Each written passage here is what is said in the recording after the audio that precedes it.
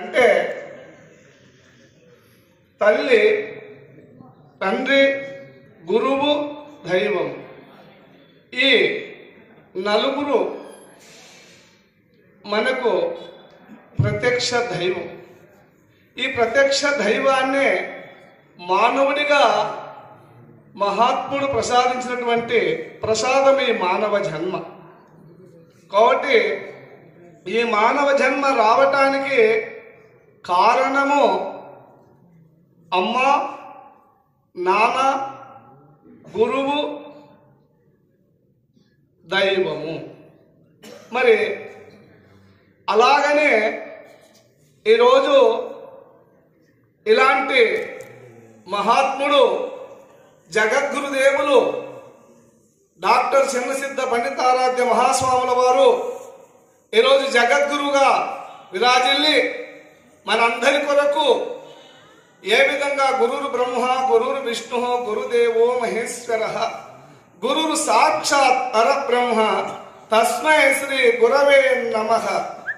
మొదటి అక్షరం అమ్మ అంటే మొదటి అక్షరంలో మా, అమ్మ, లాస్ట్ లో అమ్మ, తర్వాత మాన, తర్వాత నాన్న, చివరి అక్షరంలో నాన్న, నా, అమ్మ, నాన్న, తర్వాత గురువు, గురువు అనే చివరి అక్షరంలో ఉ అంటే అక్కడ గురువు, తర్వాత దేవుడు అంటే చివరి అక్షరంలో డు అంటే మా, నా, ఉ, డు.